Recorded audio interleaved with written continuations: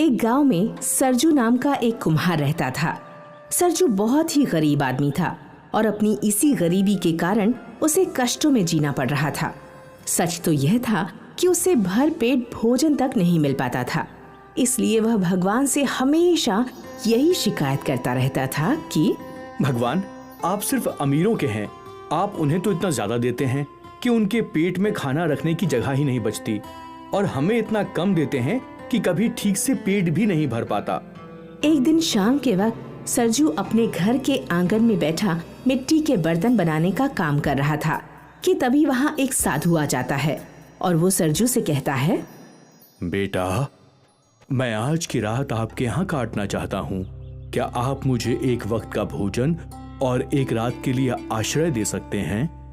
जी साधु महाराज, आपको भोजन और आश्रय दोनों ही मिल जाएंगे, लेकिन क्या बेटा?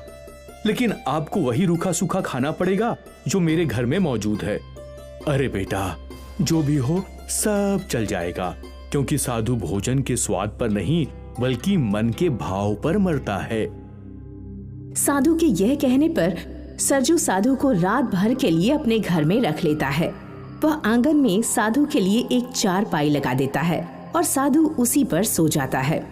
सुबह होने पर साधु जाने लगता है तो सरजू उसके पास आकर कहता है, साधु महाराज, अगर आपके आदर सत्कार में कोई कमी रह गई हो तो क्षमा कीजिएगा, और अगर नहीं रही हो तो मुझे कोई आशीर्वाद अवश्य देकर जाइएगा। सरजू की यह बात सुनकर साधु सोचने लगता है कि बेचारा सरजू बहुत ही गरीब आदमी है। क्यों न मैं इसे कोई ऐसी चीज देता चलूं जिससे इसकी गरीबी दूर हो जाए। यही सोचकर साधु इधर उधर देखता है और फिर आंगन में रखी मिट्टी की गुल्लकों की तरफ देखते हुए सरजू से पूछता है, सूरज, ये मिट्टी की गुल्लक किसने बनाई है? ये तो बहुत सुंदर बनी है। ये सब गुल्लक मैंने ही बनाई है। मैं कुम्हार हूँ और मिट्टी की चीजें बनाकर बेचता हूँ। ये गुल्लक भी मैंने बेचने के लिए ही बनाई है। सरजू की यह बात सुनकर साधु उसे एक सुझाव देने लगता है। तो तुम एक गुल्लक को छोड़कर शेष बाकी सभी गुल्लक बेच देना।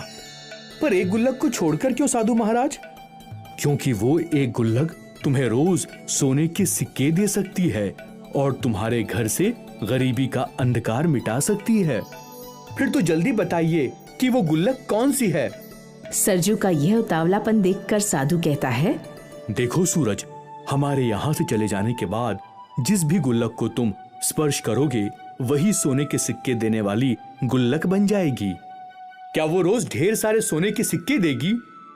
सरजू के इस प्रश्न का उत्तर देते हुए साधु बोला, तुम एक साधारण सिक्का डालोगे तो वो सोने के 4 सिक्कों में बदल जाएगा। इस तरह तुम गुल्लक में रोज केवल 2 बार ही सिक्का डाल सकते हो। अगर 2 से ज्यादा बार डाल दिए तो तुम लालच के कारण पछताओगे, क्योंकि गुल्लक सोने के सिक्के देने के बजाय खुद ही मिट्टी के ढेर में बदल जाएगी और साथ ही तुम्हारे पास मौजूद सोने के सारे सिक्के भी पुनः साधारण सिक्कों में बदल जाएंगे। यह कहकर साधु चला जाता है और उसके जाने के बाद सरजू जिस पहली गुल्लक को स्पर्श करता है वह सोने के सिक्के देने वाली गुल्लक बन जाती है। सरजू को इस गुल्लक से रोज सोने के 8 सिक्के मिलने लगते हैं और कुछ ही दिनों में उसके पास बहुत सारे सिक्के इकट्ठा हो जाते हैं। इस तरह सरजू घर बैठे बैठे अमीर होने लगता है। भला हो साधु महाराज का, मेहनत मजदूरी में कमर तुड़वाने से पीछा हटा। अब तो मैं अमीर आदमी बन गया हूँ। अब तो मुझे मिट्टी के बर्तन बनाने का काम भी नहीं करना पड़ता है। अब तो मेरे मजे ही मजे हैं। इस तरह जैसे जैसे सरजू के पास धन आता है वैसे वैसे वह बदलता जाता है। वह अपना असली काम छोड़ देता है और अमीरों की तरह रहने लग जाता है। उसमें कई बुरी आदतें भी पैदा हो जाती हैं और वह पैसों को बर्बाद भी करने लगता है। अबे सरजू पहले वाला गरीब सरजू नहीं है, अब तो सरजू अमीर हो गया है। अमीर। जुए में पैसा हार जाने से कोई फर्क नहीं पड़ता। पर हमें फर्क पड़ता है भाई, हमारे पास सोना उगलने वाली कोई मशीन नहीं है। पर मेरे पास तो है, सच में एक मशीन है, लेकिन वो खराब हो गई है। हमें पागल समझता है क्या? चुप कर, बंद कर बकवास अपनी। कुछ दिन बाद सरजू अपने एक अमीर दोस्त के घर जाता है। वहाँ उनका शानदार घर और महंगी महंगी चीजें देखता है। महंगे सोफे, महंगा टीवी, फ्रिज, एसी आदि। इन सब चीजों को देखकर सरजू मन ही मन सोचने लगता है, कितनी अमीरी है इसके घर में। घर तो शानदार बनाया है, साथ ही उसमें महंगी महंगी चीजें भी रखी हुई हैं। अब तो मैं इससे भी ज्यादा अमीरी दिखाऊंगा। मुझे तो गांव का सबसे अमीर आदमी बनना है। यही सोचकर सरजू ने अपने पास बहुत सारे सोने के सिक्के इकट्ठे करने का निर्णय किया और वह रोज सोने के सिक्के इकट्ठे करने लगा। अभी तो ये घड़ा भरा ही नहीं है, इसे सोने के सिक्के से भरने में तो बहुत दिन लग जाएंगे। कितना अच्छा होता अगर गुल्लक एक दिन में 4-4 बार सोने के सिक्के देती। यही सोचकर सरजू घड़े को ढककर रख देता है और फिर घर से बाहर चला जाता है। वहाँ उसकी मुलाकात गांव के एक सुनार से होती है। क्यों भाई सरजू, तू मुझे कुछ सोना बेचने वाला था? अगर बेचना चाहता है तो आजकल में बेच ले। पर आजकल में ही क्यों? वो इसलिए क्योंकि इस सप्ताह सोने के दाम बहुत बढ़ गए हैं। अगर इस टाइम सोना बेचोगे तो बहुत पैसा मिलेगा, समझ गए?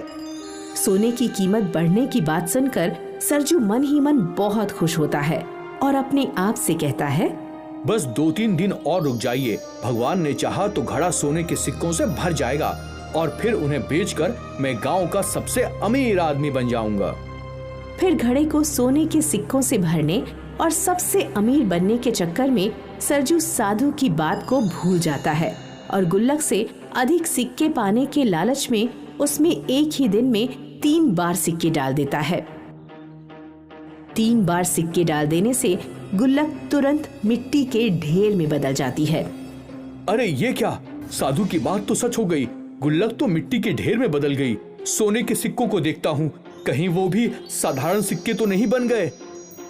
यही सोचकर सरजू जल्दी से सोने के सिक्कों वाले घड़े के पास जाकर देखता है। सोने के सब सिक्के फिर से साधारण सिक्कों में बदल चुके थे। यह देखकर सरजू माथा पीटकर रोने लगता है। हाय, मेरे सोने के सिक्के खत्म हो गए। मैं लुट गया, मुझे मेरे लालच ने बर्बाद कर दिया। किसी ने सच ही कहा है कि लालची को भगवान कितना ही दे दे पर उसे संतोष नहीं मिलता और वह ज्यादा के लालच में जो पास होता है उसे भी खो बैठता है।